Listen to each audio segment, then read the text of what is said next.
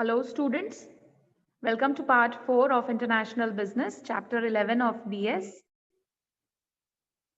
Now, when we talk about international trade institution and trade agreements, firstly, it is IBRD, that is International Bank for Reconstruction and Development, which is also known as World Bank, which was established in 1944 at Washington, D.C. So its headquarters is in Washington, D.C. The main objective of establishing IBRD was to finance the reconstruction efforts of war-torn European nations after World War II and to provide developmental loans to underdeveloped nations. It also aimed at providing loans to government for agriculture, irrigation, etc. The second which we have is International Monetary Fund, which was established in 1945. And the main objective was to promote international monetary cooperation, exchange rate stability, so to bring about the stability in the exchange rate among the various countries and to have financial stability. It also facilitates international trade, it promotes employment and sustainable economic development, which means for future generation, and to reduce poverty all over the world. Now, when we talk about the main objectives of IMF, as I said, that it is to promote internal monetary cooperation, to have a balanced growth of international trade, and to maintain high level of employment and income. The another objective is to promote exchange stability among the member countries. Talking about the functions of IMF, it acts as a short-term credit institution because it provides credit to various nations or underdeveloped or developing nations. And it also acts as a reservoir of currency of all the member countries.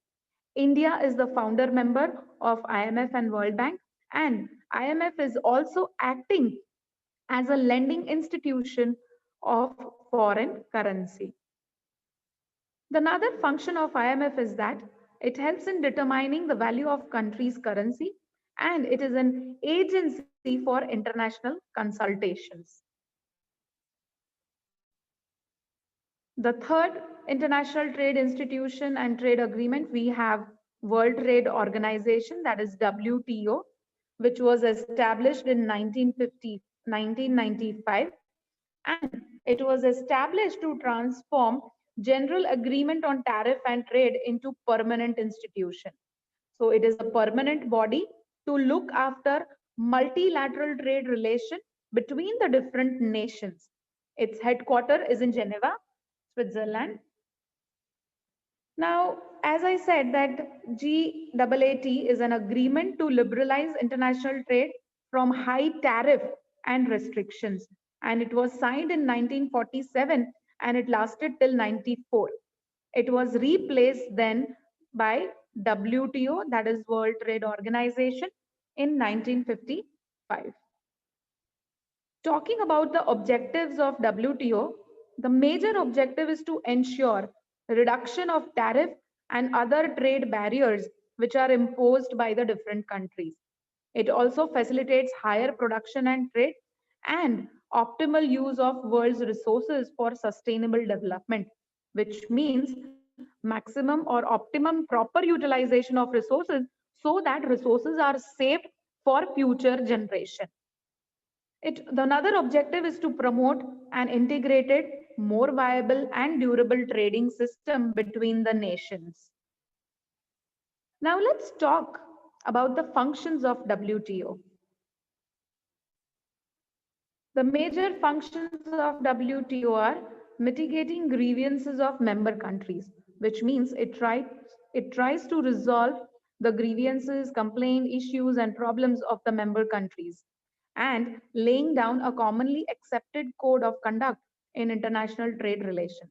So every member country has to follow that code of conduct, policies, and rules when they are dealing with international trade with the member countries. WTO also act as a dispute settlement body, which means it settles the disputes of the various nations or the member of WTO. It also ensures that all the rules and regulation in the act are as followed by the member countries, and consultation with IMF and World Bank for global economic policy making. WTO also act as a supervising agency on TRIPS, that is trade related intellectual property rights.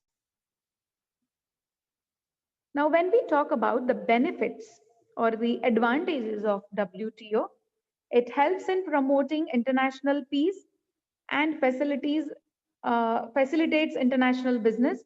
It also settles the disputes among the member nations with mutual consultation, and it helps in smooth international trade and relations. The another benefit is that it provides free trade and it improves the standard of living by increasing income level. It has provided scope for getting varieties of qualitative products. It has achieved economic growth and a good environment for free trade. Thank you.